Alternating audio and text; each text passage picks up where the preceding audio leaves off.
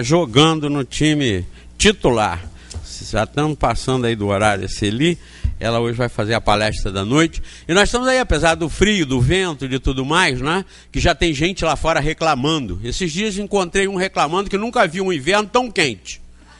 Hoje eu já tive com gente reclamando por matar um frio. Hoje está um frio desgraçado. O negócio, a técnica é a gente não reclamar.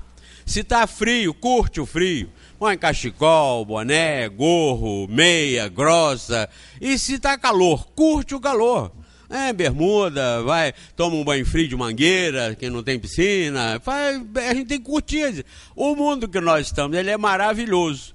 A gente não pode pegar a pinimba com ele para reclamar disso, reclamar daquilo, reclamar disso, reclamar daquilo.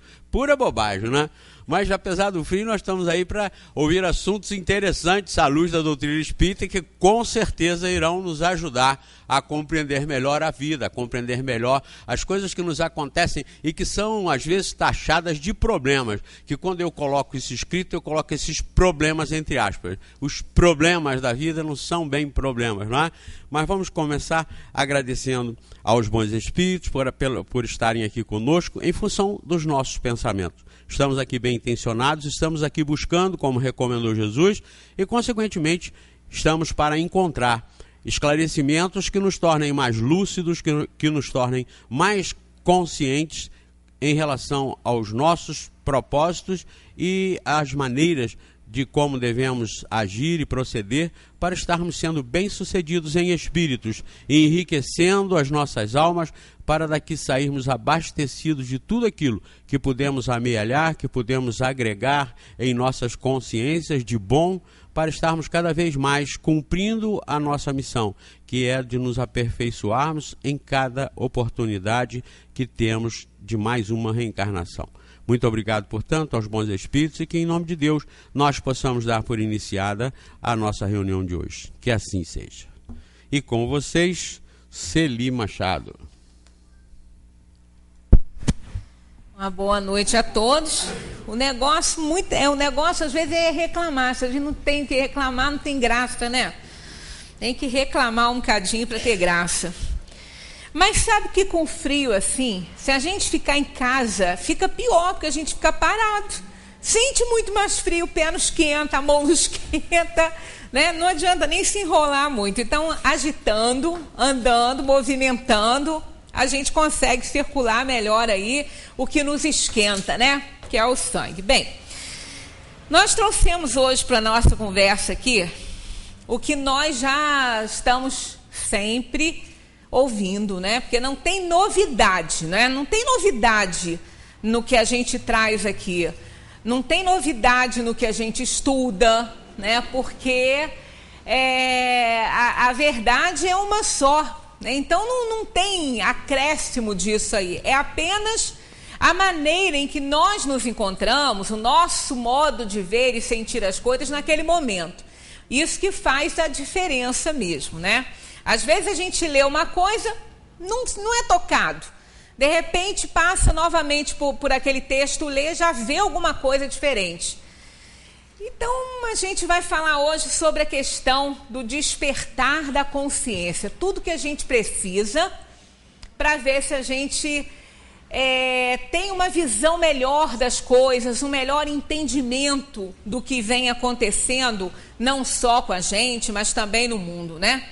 Então a gente começa aqui com 3 perguntas. Não é coerente que cada um de nós trabalhe para alcançar a própria felicidade?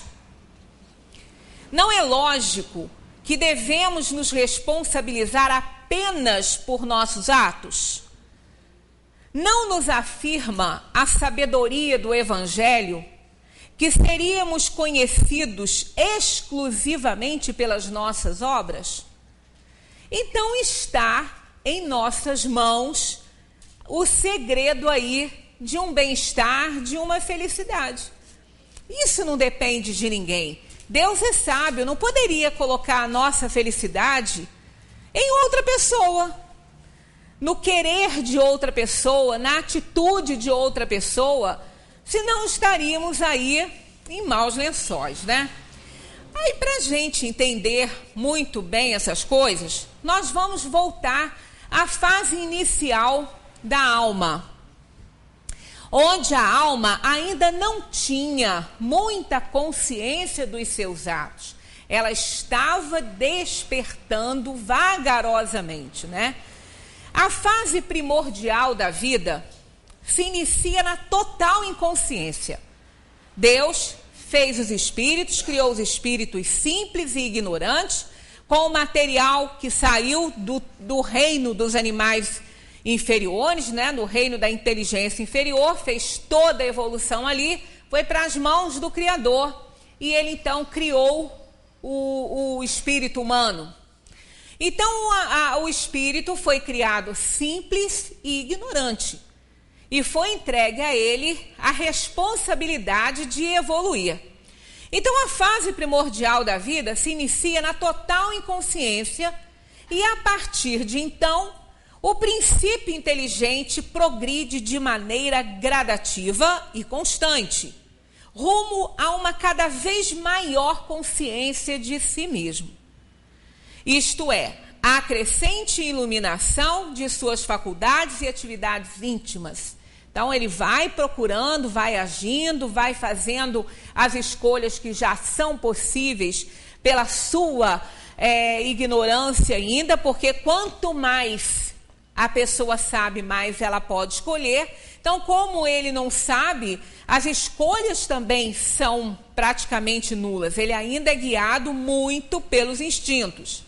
As criaturas começam a notar, primeiramente, os princípios que lhe parecem vir de fora. Então, tudo o espírito começa a perceber o que vem de fora. Ele ainda não sabe procurar em si, até porque ele ainda não tem muito arquivo para ele ler, né, no seu próprio arquivo. Então, primeiramente, ele começa a perceber as coisas que vêm de fora.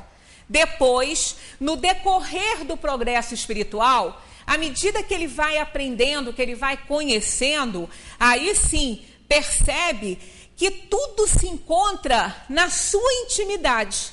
Basta que ele vá desenvolvendo isso.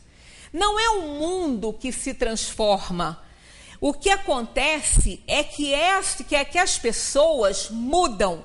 As pessoas mudam seus níveis de entendimento, seus níveis de consciência, alterando o mundo em si mesmas. Quando a gente às vezes aprende alguma coisa, ou pelo menos o nosso ponto de vista muda, a primeira reação não é que a gente cresceu, que a gente aprendeu. A primeira reação é achar que as coisas mudaram. Porque a gente não está mais vendo da mesma maneira, não. Fulano mudou, né? Fulano está agindo diferente. Não, fulano está agindo da mesma maneira, o mundo está igual. Quem está mudando somos nós. O nosso nível de consciência é que está aumentando, está crescendo. Então a gente muda a maneira de ver as coisas, a maneira de entender o mundo que nos circunda. Leon Denis resumiu e estruturou de modo coerente que... Bem, Leon Denis, ele descreveu isso, mas isso não foi um texto que ele criou, nem a ideia dele. Isso já está na história, os druidas já usavam essa escala, né? E depois ele foi aprimorando isso, né? Então ele disse, está em algum livro dele, o seguinte, que a alma dorme no mineral, sonha no vegetal, agita-se no animal, né? Tudo do átomo até o arcanjo, que ele mesmo começou por ser átomo. Então tudo está em evolução. Então a alma dorme no mineral, sonha no vegetal, agita-se no animal e desperta no homem. E por fim, não muda de reino, mas atinge uma vasta habilidade intuitiva na fase angelical. Quando deixa de ser humana, a alma não muda para um outro reino, e sim, ela evolui dentro desse próprio reino, que nós estamos no último reino da natureza, pelo menos o que nós conhecemos. E somos a criação mais importante de Deus. nós podemos fazer considerações sobre tudo que existe, inclusive sobre Deus. Apesar da nossa pequenez, da nossa inferioridade, das nossas imperfeições, nós já podemos fazer considerações. Nós somos responsáveis pela nossa evolução, pelo desenvolvimento do livre-arbítrio, que isso é condição fundamental para a vida, que a gente está sempre escolhendo. Então, nós somos o reino mais importante da criação, a criação mais importante, onde Deus colocou sua marca, por isso somos feitos à imagem e semelhança dele, no poder de criar, de amar, de considerar as coisas. Então, quanto mais nós desenvolvemos isso aí, mais nós vamos evoluindo. Então, ela desperta no homem, mas atinge uma vasta habilidade intuitiva na fase angelical, dando prosseguimento, assim, a seu processo evolutivo pelo universo infinito, já que somos espíritos imortais. Rui Barbosa, por ocasião da festa do trabalho, ele fez uma citação muito importante e disse: o Criador começa e a criatura acaba a criação de si própria. Por isso Deus criou o homem simples, o espírito simples e ignorante, para que ele pudesse, no decorrer da sua caminhada evolutiva, ir terminando essa criação. Então ele disse: o Criador começa e a criatura acaba a criação de si própria. A segunda criação, a do homem pelo homem, assemelha-se às vezes em maravilhas à mesma criação do homem pelo divino Criador. Então, quanto mais a alma desperta, quanto mais ela evolui, mais ela se aproxima do Criador, mais ela cria, mais ela valoriza tudo que está aí. Então, nós somos co-criadores de Deus nesse universo. A alma desperta gradativamente. É lento esse processo de despertar da consciência.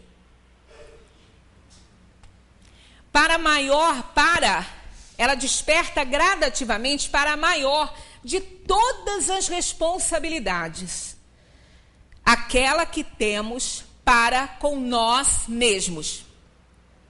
Por quê? Porque é sobre isso que nós vamos responder.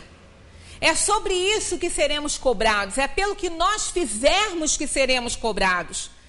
Ninguém paga pelo erro do outro, ninguém responde pela má conduta alheia, e sim pela sua própria. Então, a alma desperta devagarinho para essa grande, até mesmo a maior de todas as responsabilidades, que é aquela que nós temos com nós mesmos. Os acontecimentos exteriores de nossa vida são o resultado direto de nossas atitudes internas.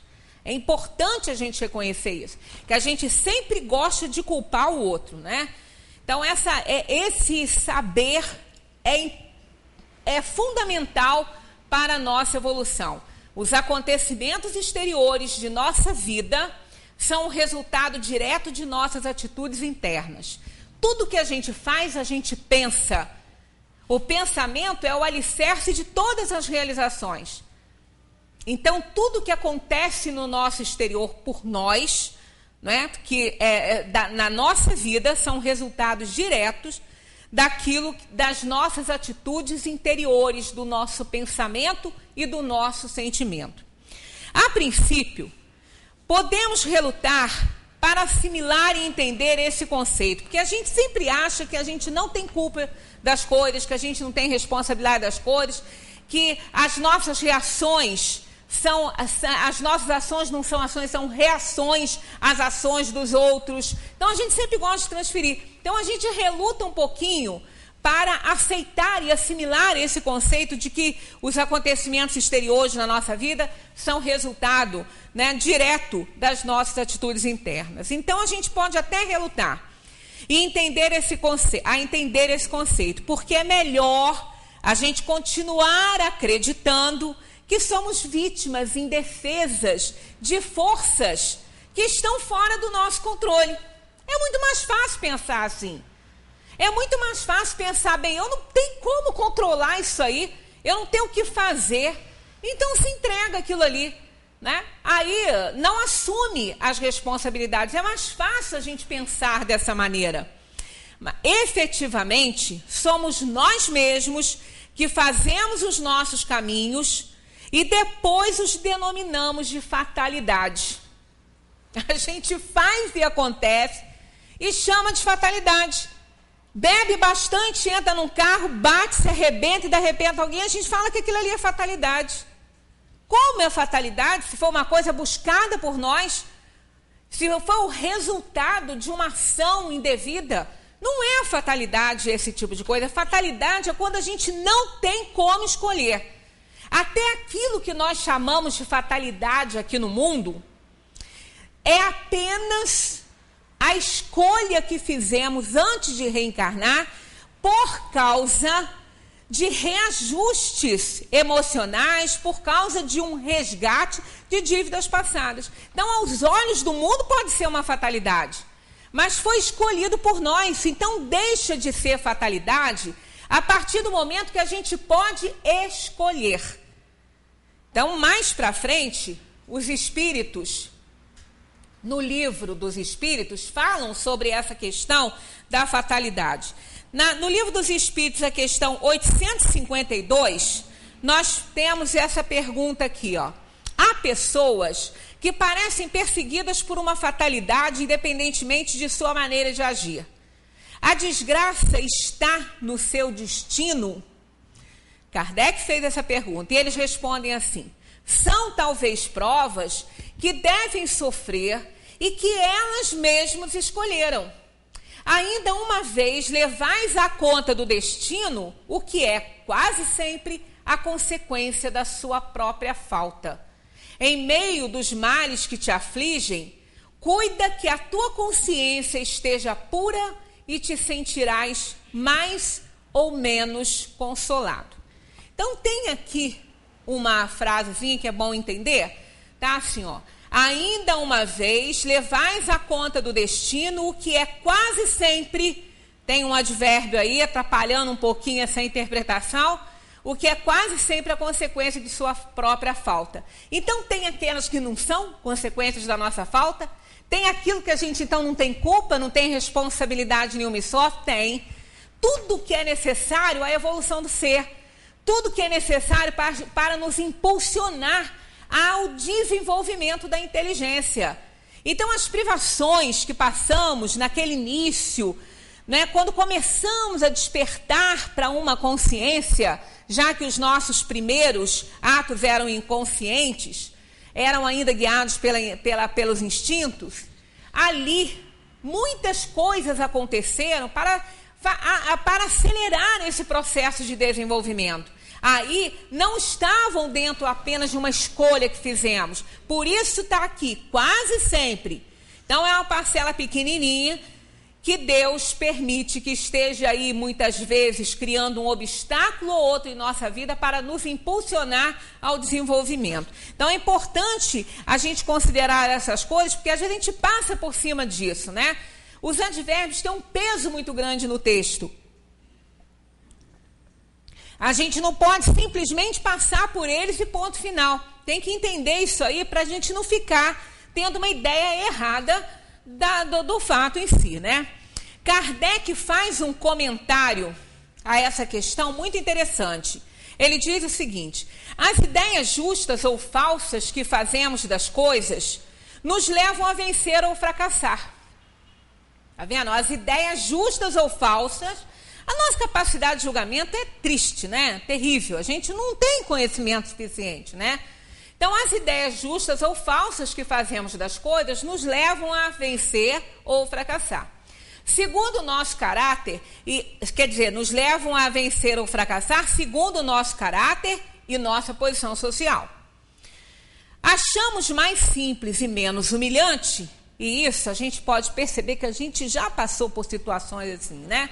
Achamos mais simples e menos humilhante para o nosso amor próprio atribuir os nossos fracassos à sorte ou ao destino do que a nós mesmos, quando não culpamos a pessoa que está ali à nossa frente, né? Se a influência dos espíritos contribui algumas vezes para isso, podemos sempre nos subtrair a elas. Tá vendo? Eles dão sempre o recado certo, né? Em outra questão, eles falam lá, existem os arrastamentos ao mal, mas eles não são irresistíveis. Então, quando nós agimos de acordo com o que a outra pessoa está pressionando e não de acordo com o que a gente acha certo, então ainda assim nós somos responsabilizados, porque é sinal que nós, que sempre somos livres, não repelimos as ideias da outra pessoa e acaba aceitando aquilo que nos foi sugerido. Então, não nos livra das responsabilidades, não. Na questão 853, eles dizem assim, fatal, no verdadeiro sentido da palavra, é a resposta que eles deram à pergunta, que fizeram que tem pessoas que saem de uma desgraça para cair em outra, isso seria o quê? Uma fatalidade? Aí eles respondem assim, fatal, no verdadeiro sentido da palavra, só um instante da morte. Chegado esse momento, de uma forma ou de outra, a ele não podeis furtar-vos. Isso vem a confirmar essa ideia de que fatalidade é só o que nós não podemos escolher. Ah, mas eu sofri um acidente, eu não tive escolha. Veio para cima de mim. Bom, aquilo ali não foi por acaso. É um reajuste, é um resgate de outras atitudes em vidas passadas. E foi escolhido uma tragédia, uma situação trágica para a alma por ela mesma. Então, no momento que foi escolhido isso, na escolha das provas, deixa de ser uma fatalidade aos olhos espirituais. Para o mundo já que a pessoa não teve culpa, né, o julgamento humano. Mas para os espíritos não é uma fatalidade, foi apenas a concretização daquela escolha feita pelo espírito antes dele reencarnar. Então, fatal só o momento da morte. Por quê? Porque esse a gente não pode escolher. Esse a gente não escolhe. Então, como eles dizem aqui, fatal no verdadeiro sentido dessa palavra, só um instante da morte, que isso independe da gente. E também um instante de nascer, de reencarnar, que também não depende da gente.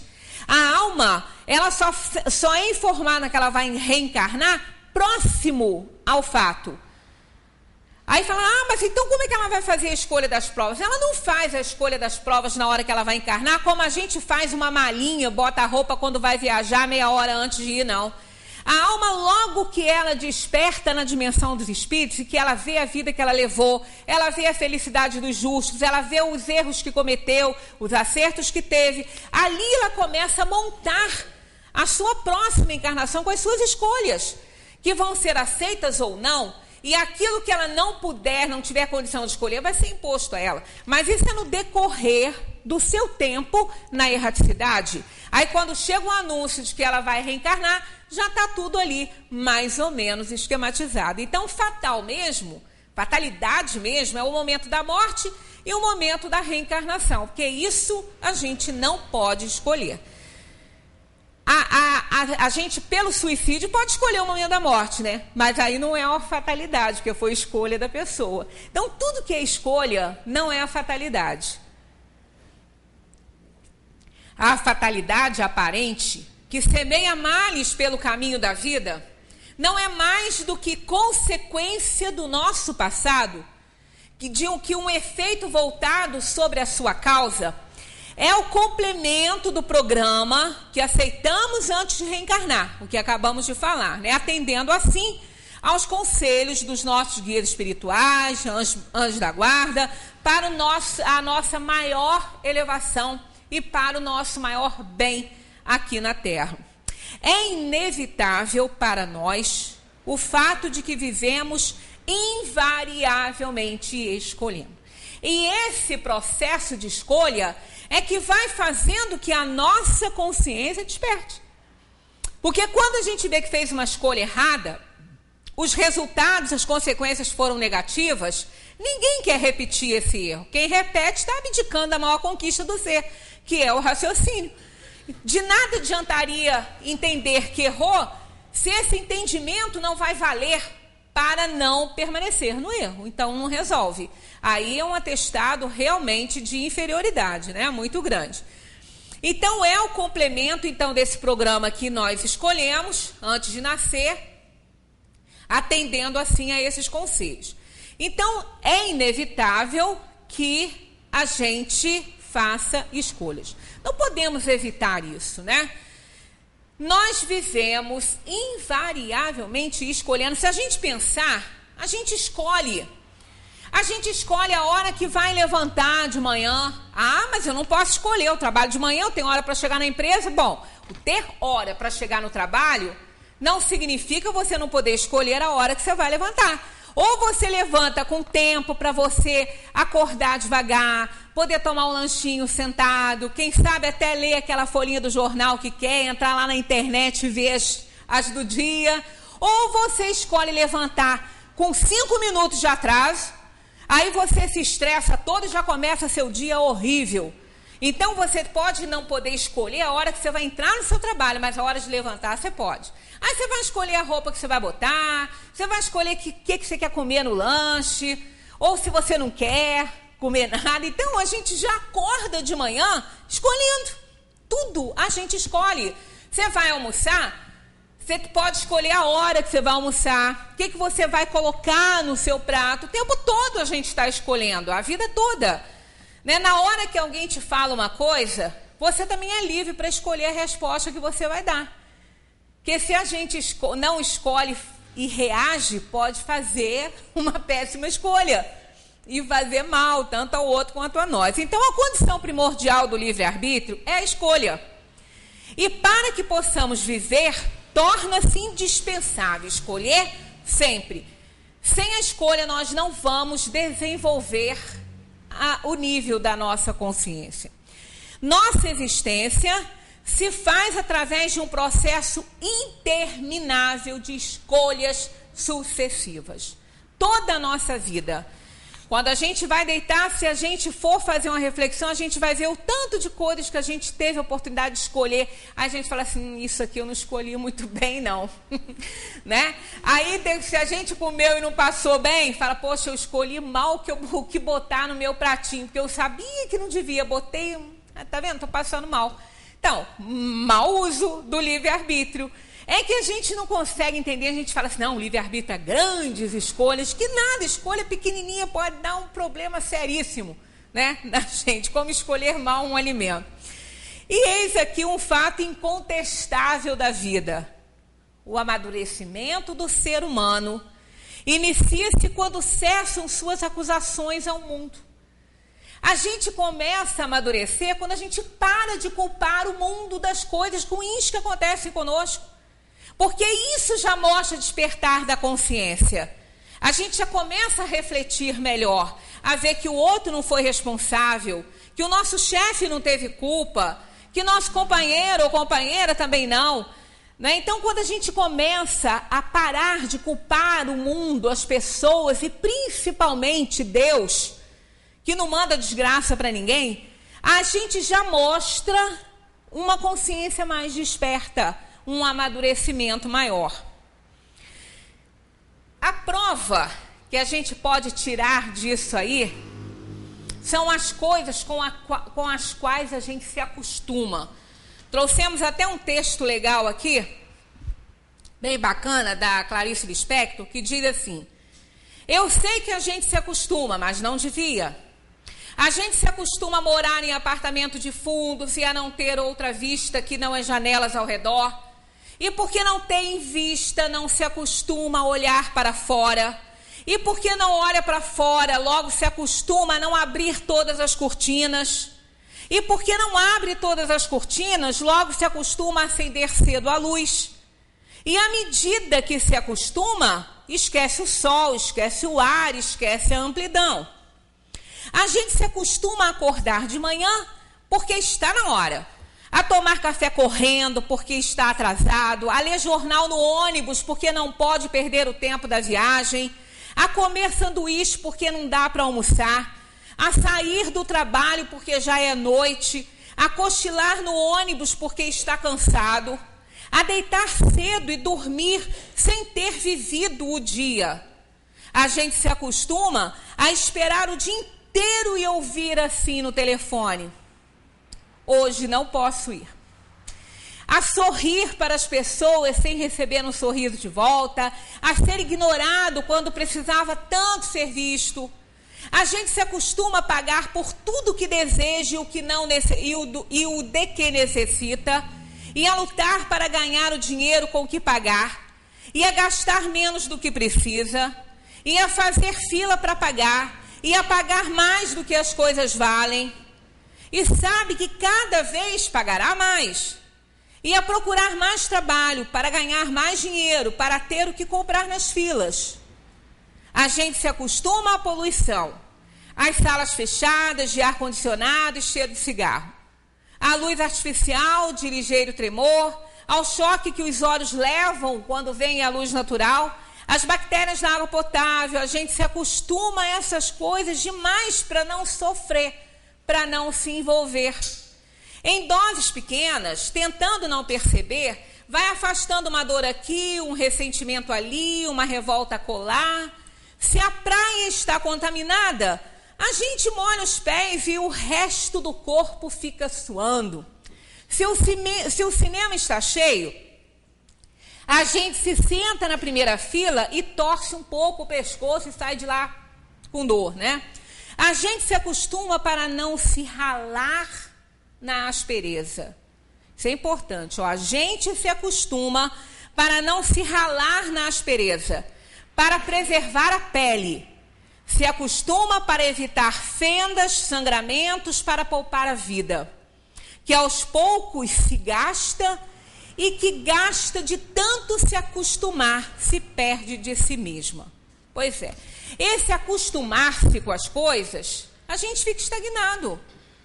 Porque muitas coisas aqui nós podemos mudar, muitas coisas aqui nós podemos modificar. Nós podemos raciocinar sobre isso, melhorar a situação, evoluir, querer fazer algo por si mesmo, mas não, a gente prefere se acomodar. Como a gente prefere se acomodar no nível evolutivo que a gente se encontra, porque tá bom demais, para que eu vou arrumar problema para mim? Então a gente está sempre se acomodando e demorando a evoluir, demorando a crescer, deixando que as coisas sigam como estão acontecendo, e não é por aí, né? Nós temos que fazer a nossa parte, tentar mudar aquilo que não está certo, aquilo que não deve ser, aquilo que me incomoda. O que eu não posso mudar, tudo bem, eu vou me resignar e vou fazer o melhor para me adaptar, mas o que eu posso mudar, eu devo mudar, para o bem-estar próprio, porque a gente não pode viver nesse tormento que a gente vem vivendo, né, com essa acomodação que a gente se encontra diante das coisas que nós não gostamos. As pessoas que se acomodam deveriam pensar em entrar em crise. Né? Quando a gente lê um texto desse, a gente vê, muitas coisas aqui nos causam crises, né? Pois é, o que é isso? Por que é bom ter uma crise? Ah, mas crise é uma piora de uma doença, né? O doente está lá no hospital, entrou em crise. Aí está piorando, pode ser, mas o que vai acontecer? Isso vai obrigar o médico a pesquisar melhor, a mudar medicação. A crise, lembra? Mudança. Então, vamos lembrar aqui, ó, crises, começando com K, né? Crises, segundo os gregos, essa palavra tem como significado o estado das situações e ações quando em mudanças. Então, toda mudança é uma crise. O doente que piorou no hospital é uma mudança do quadro dele, que pode ser benéfica. Porque a piora daquele quadro pode levar o médico a analisar sintomas que ele não tinha analisado ainda, que ele não tinha visto. E isso pode levar a uma melhora, a um diagnóstico melhor. Então, crise não é ruim. Crise é oportunidade de mudança. A crise significa isso, ó.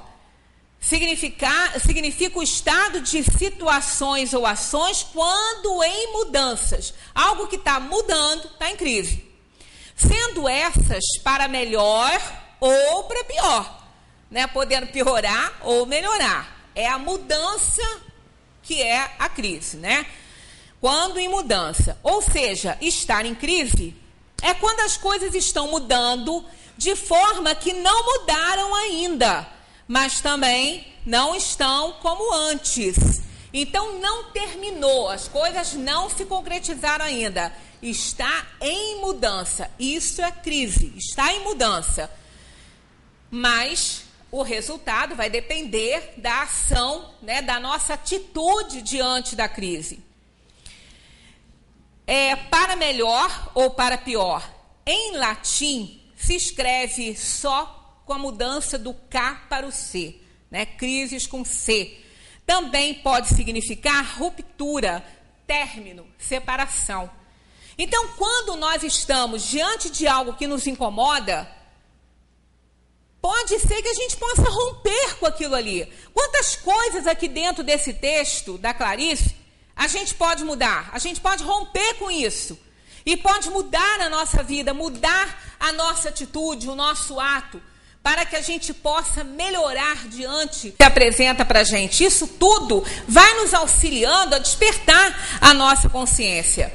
Então, quando a gente depara com a crise, que é uma ação ou estado em mudança, e a gente começa a trabalhar, nós podemos ter bons resultados. Isso acontece quando se estabelece limites em seu mundo interior. Os limites nascem das nossas decisões profundas sobre o que acreditamos ser nossos direitos pessoais. Então, todas as vezes que nós nos acomodamos, nós acomodamos também a nossa consciência.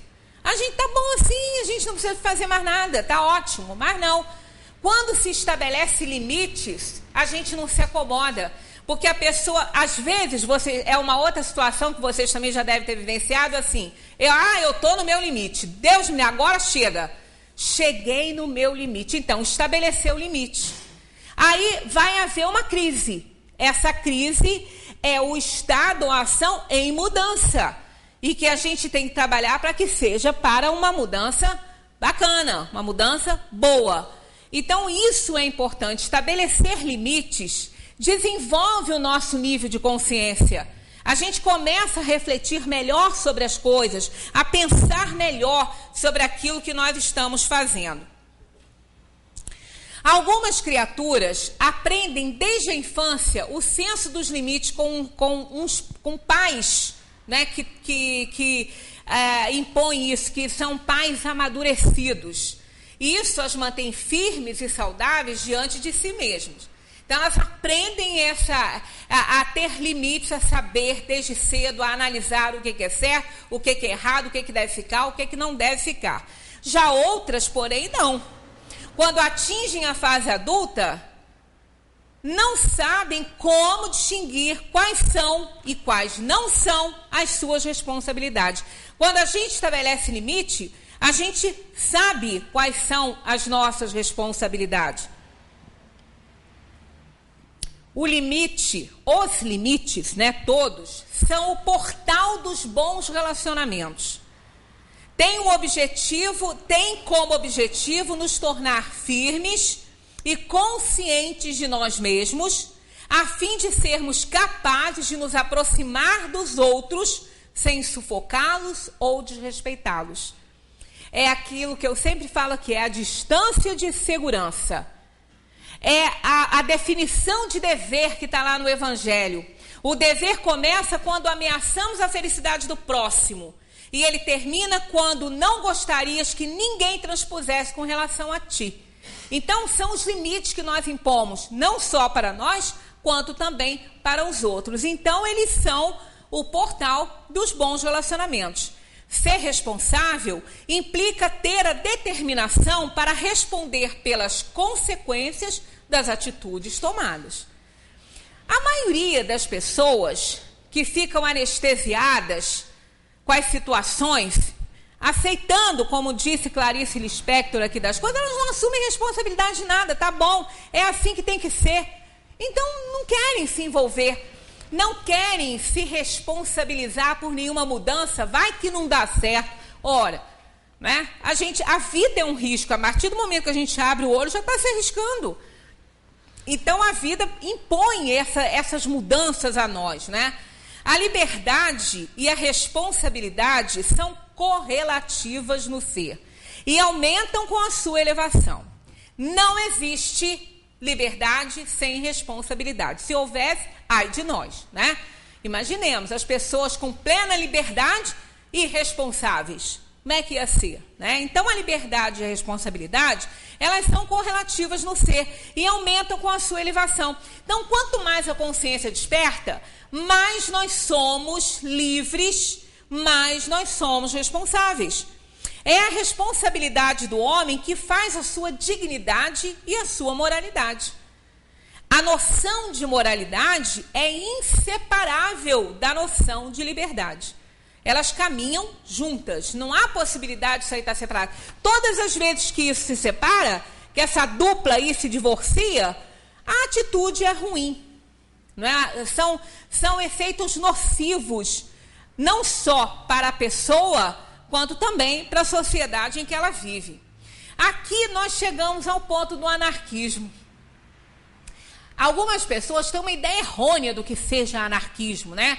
Porque a palavra, com a conotação que a gente conhece, é bagunça, é caos, é tudo, né? Aí, tanto que quando às vezes a pessoa faz uma coisa que não está boa, fala, mas é um anarquista lá. Mas não é nada disso. Anarquismo é o máximo da responsabilidade e da liberdade. A anarquia é erradamente chamada de caos, associada ao caos, à desordem e à bagunça. Erroneamente ela é conectada a isso. Seu verdadeiro sentido vem da palavra grega anarcos, que quer dizer sem governo. Então, quando uma pessoa tem plena consciência da sua liberdade e da sua responsabilidade, ela não precisa ser governada. Ela sabe o que tem que fazer, ela sabe como agir, ela sabe que ela não pode interferir, nem prejudicar, nem violentar, nem furtar, ela sabe disso, então ela não precisa de ser governada. Todo aquele que tem plena consciência do que tem que ser feito com responsabilidade e moralidade, ele não precisa de regras, porque as regras são criadas por ele mesmo, pelo seu desenvolvimento, pela sua consciência desperta. A responsabilidade, ela é estabelecida pelo testemunho da consciência, que nos aprova ou censura segundo a natureza dos nossos atos. Quando a gente faz uma coisa que a consciência não nos acusa, a gente não entendeu se aquilo ali está certo ou errado, né? A gente não consegue avaliar isso direito. Quando a consciência acusa, aí a gente está lá responsavelmente assumindo as responsabilidades pelo que fez, né? Por aquilo que fez que não deveria ter feito. Então, a responsabilidade é estabelecida pelo testemunho da consciência. É ela que nos chama a atenção, é ela que nos chama a razão. E um indicativo disso é o remorso. A sensação de remorso é uma prova mais demonstrativa que todos os argumentos filosóficos. Quando a gente sente remorso por algo que fez, é a consciência mostrando que não foi uma boa escolha, que não foi uma boa atitude. Então a gente sente um remorso. Só que muitas vezes o remorso fica ali por ele só, né? Falamos sobre isso na terça-feira, arrependimento e expiação. Então a gente vê que só o remorso não basta. Tem que se arrepender. Tem que ter o remorso, a consciência acusou, deu um remorso, aí a gente se arrepende, porque o arrependimento vai muito além. O arrependimento vai até a redenção, a pessoa consertar o erro, arrepender-se, expiar e acertar, fazendo, portanto, a redenção completa, né? A sensação de remorso é só um início, é mostrando que a consciência está acusando que tem algo errado. Ser responsável é assumir as experiências pessoais para atingir uma real compreensão dos acertos e dos erros, né, dos desenganos que a gente toma. Então, ser responsável é isso, é ter, né, é assumir as experiências, é assumir a sua atitude, assumir o seu ato diante da vida. Aí sim, a gente pode atingir um nível de compreensão. Ser responsável é decidir por si mesmo para onde ir e descobrir a razão do próprio querer. Não é simplesmente caminhar, andar, resolver sem saber, sem rumo, sem ter um norte. Não é? É saber escolher e saber por que escolheu.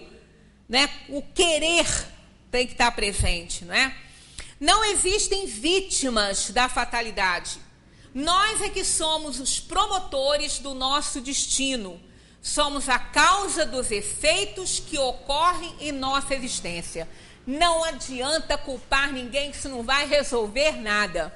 Muito menos culpar Deus. A gente costuma dizer, eu sempre adoro falar isso, né? Que a doutrina espírita, o espiritismo, devolve Deus ao coração dos homens. Porque a gente entende que as dores e os sofrimentos são formas de redenção, de resgate de dívida. É uma oportunidade que Deus nos está dando da gente acertar, da gente refazer o que não fez direito e da gente fazer aquilo que não foi feito. Então tira de Deus a responsabilidade das nossas dores. Deus não manda desgraça para ninguém. Ele é Pai misericordioso, amoroso. Então jamais, aí o entendimento do Espiritismo devolve Deus ao nosso coração. E a gente agradece até a dor e o sofrimento como oportunidade de redenção. Mário Quintana diz assim, ó: o pior dos nossos problemas é que ninguém tem nada com isso. A gente gostaria que alguém tivesse. Para a gente culpar, né? Culpar o outro, né? Porque é muito mais fácil. Ah, mas eu fiz isso porque fulano fez isso. Fulano que me incitou, fulano que me obrigou a fazer isso. A gente quer sempre culpar, mas ele diz isso, que o pior dos nossos problemas é que ninguém tem nada com isso. Quer dizer, somos os únicos responsáveis pelos problemas que a gente arruma para a gente. Aceitar o princípio da responsabilidade individual e estabelecer limites descomplica a nossa vida, tornando-nos cada vez mais conscientes de tudo que acontece ao nosso derredor. Então, todas as vezes que a gente aceita o princípio da responsabilidade, a gente assume o que fez e estabelece limites, a gente facilita a nossa vida. Não só os limites para as nossas atitudes, também para com a atitude alheia. É a distância sempre de segurança que importa. Quando selecionamos um determinado comportamento, cujo resultado é possível prever, estamos também escolhendo esse mesmo resultado.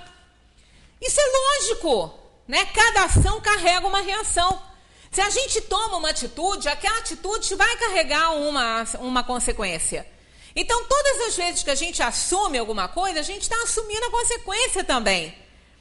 Estamos também escolhendo esse mesmo resultado e, obviamente, devemos aceitar as responsabilidades de tal fato. Mas aí é que está, a gente escolhe, depois a gente não quer assumir o que teve origem naquela ação que a gente tomou. A gente não quer assumir isso. Mas tem que assumir, porque cada ação carrega uma reação.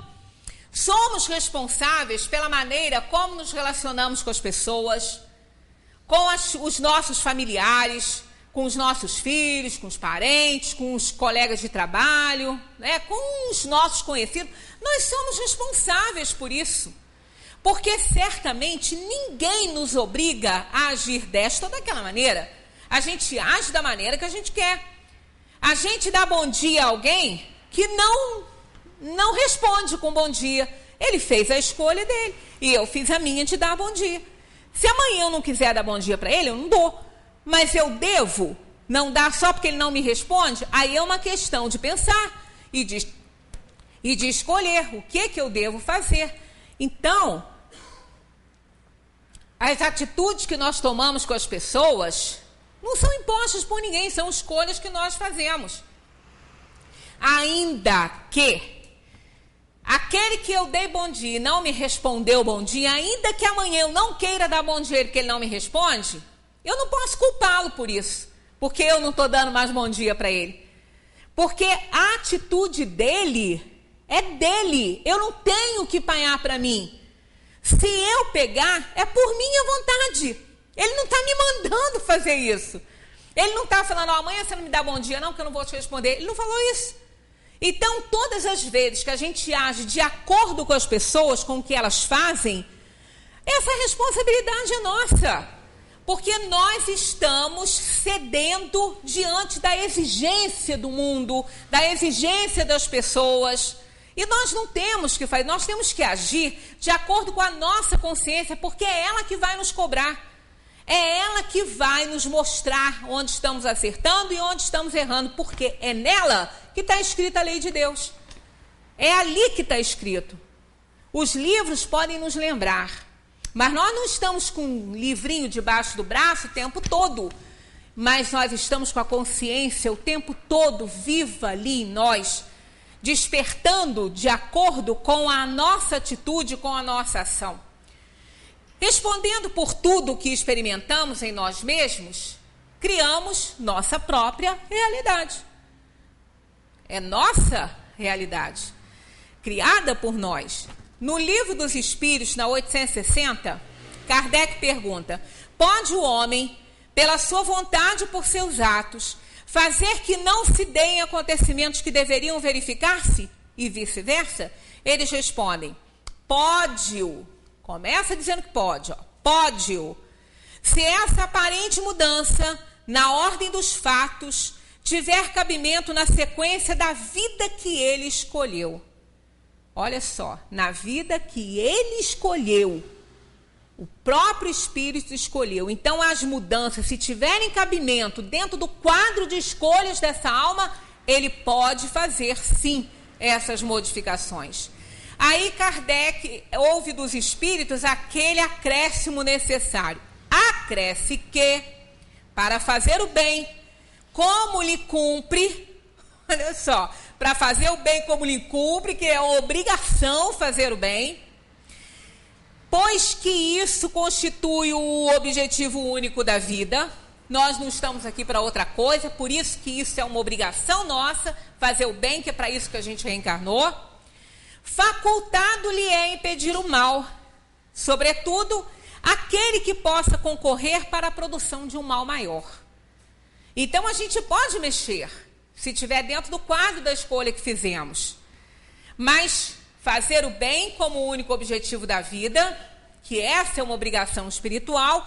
Então, se vamos fazer o bem, facultado nos é impedir o mal e tudo que tiver origem naquele mal que nós não evitamos. Então, isso é muito claro no Livro dos Espíritos. A responsabilidade é nossa, sempre. Assim sendo, os espíritos sábios afirmam que a mudança de nosso destino somente ocorre quando realmente assumimos a responsabilidade por essas mudanças. A responsabilidade pela nossa vida, usando de determinação e vontade.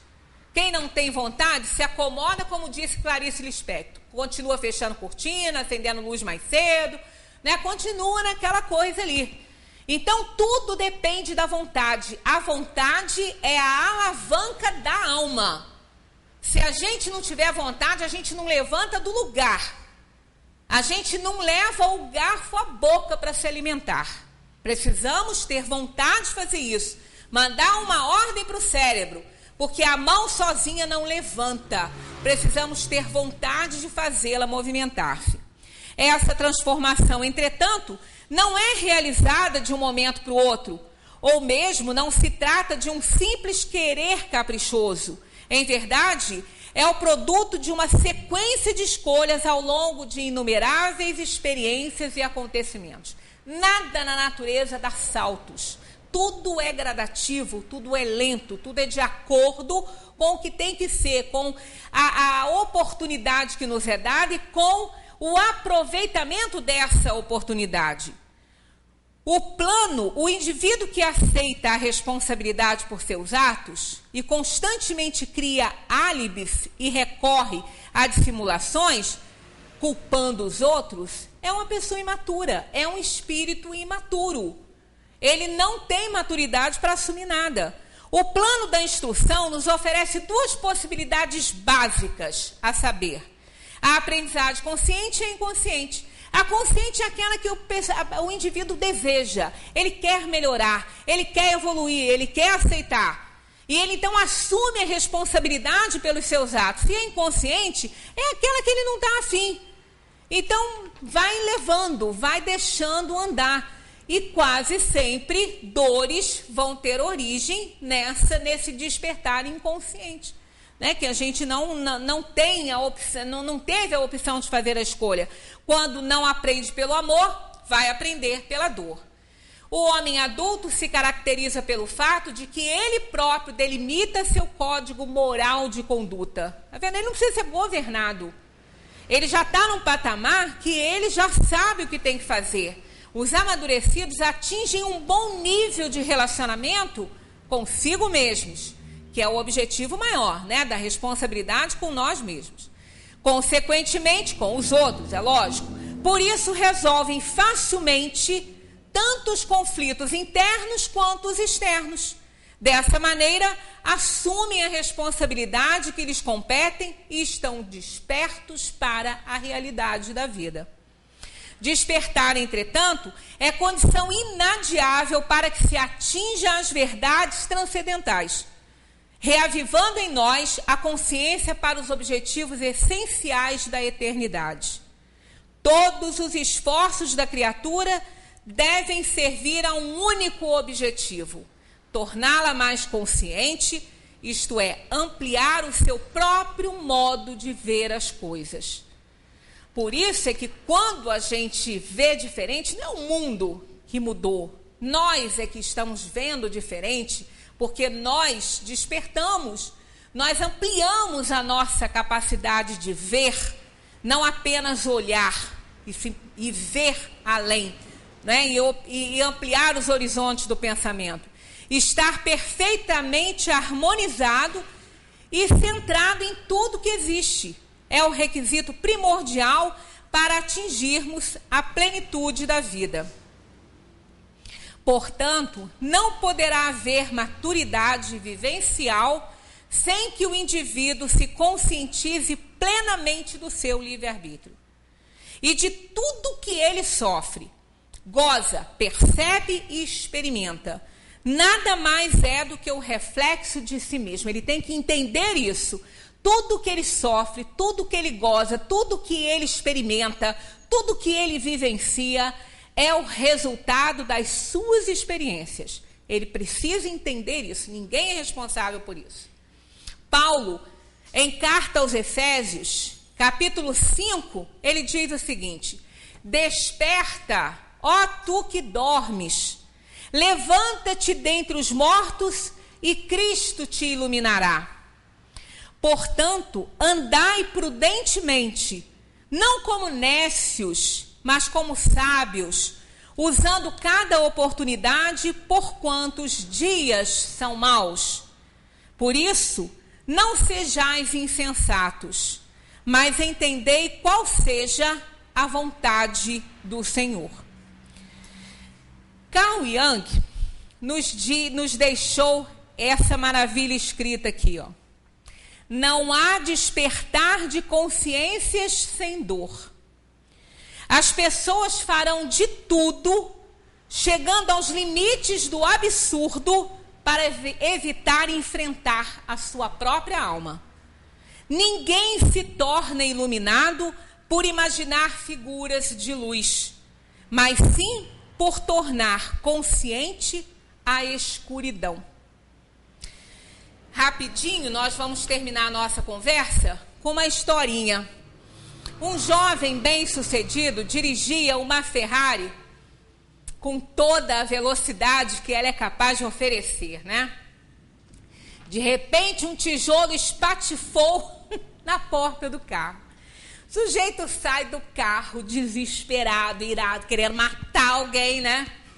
Aí ele ouve uma criança: moço, pelo amor de Deus, moço, me ajuda aqui. Aí ele falou assim: você tem noção do que você fez? Você sabe quanto custa esse carro? Você amassou a porta do meu carro com essa pedra. Você tem ideia do que você fez? Moço, me perdoe, pelo amor de Deus. É que eu já pedi ajuda a tanta gente, eu já gritei para tanta gente, ninguém para, ninguém me socorre. Então eu resolvi jogar uma pedra no carro, porque assim eu ia ser ouvido. Ele falou: o que você quer? Ele falou assim: eu quero que o senhor me ajude, porque eu estava descendo com o meu irmãozinho na cadeira de rodas, a cadeira tombou, ele rolou, se machucou, está lá no chão e eu não tenho força para levantar ele. E ele está machucado, o senhor me ajuda a levantar? Aí o cara ficou desesperado com a reação que ele teve diante daquele problema daquela criança, né? Aí ele foi lá, levantou, o garoto agradeceu: obrigada, meu Deus, possa abençoá-lo, agradeceu a criança, né? O homem viu então o menino se distanciar, empurrando o irmão em direção à sua casa. Foi um longo caminho até a Ferrari, um longo e lento caminho de volta. Ele nunca consertou a porta amassada, deixou assim para lembrá-lo de não ir tão rápido pela vida, que alguém precisasse de atirar um tijolo para obter a sua atenção. Que essa lição sirva para a gente. Que a gente não vá tão rápido pela vida. Que a gente não passe assim tão rápido, até porque a vida é muito curta. Depois de um determinado tempo, de uma determinada idade, a gente já não apressa tanto passo, não. A gente pode apressar enquanto é novinho. Enquanto a gente não faz 15 anos, a gente fica louco para fazer. 18, então, para tirar carteira de motorista. Né? A criança fica louca para crescer, mas depois que a gente passa de uma determinada idade, a gente gostaria de contar o tempo para trás, né? Porque cada aniversário, a gente já nem fala mais que fica mais velho, a gente fala que fica mais experiente, que é mais light, né? Pois é. Deus sussurra em nossas almas e fala aos nossos corações. Algumas vezes, quando não temos tempo de ouvir, Ele manda um tijolo na nossa cabeça. Então, façamos por onde da gente não ter que receber uma tijolada. Né? Vamos se despertar a nossa consciência, vamos abrir os horizontes do nosso pensamento, mudar, né? Entrar em crise. Temos que, de vez em quando, entrar em crise. Quem não entra em crise não evolui. A crise significa mudança. E essa mudança, se a gente atingir níveis favoráveis, serão sempre mudanças melhores. Muita paz para todos. Consertando aqui o que a Sueli falou, ela disse que hoje ficam doidos para fazer 18 anos para tirar a carteira. Mas na minha época ficava doido para fazer 18 anos para entrar em filme proibido no cinema. Primeiro, o porteiro conhecia toda a molecada da cidade, então ele sabia a idade de todo mundo. Não adiantava eu chegar lá dizendo que tinha 18, eu tinha 17,5. Agora, quando fazia 18 era uma vingança. Primeiro filme, Paulo Jordão, você lembra disso, né?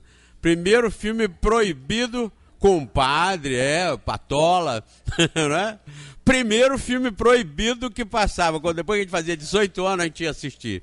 E eu lembro que o que eu fui assistir tinha uma cena horrível, era uma cena violenta. Aparecia uma índia nadando num rio, completamente como os índios andavam naquela época, mas só que mais ou menos, Benítez, lá no Suspiro, a distância, que aparecia. Aquilo diante de hoje, então hoje é para tirar a carteira, porque isso já não faz mais, não tem mais graça. Hoje é uma barbaridade. Você imaginar um filme proibido há 40 anos, 50 anos passado, e hoje perdeu o sentido, completamente perdeu o sentido. Então hoje, 18 anos é para tirar a carteira. Daqui a pouco você vai pilotar avião, né? 18 anos que aí eu vou pilotar avião. Vejam como as coisas vão mudando.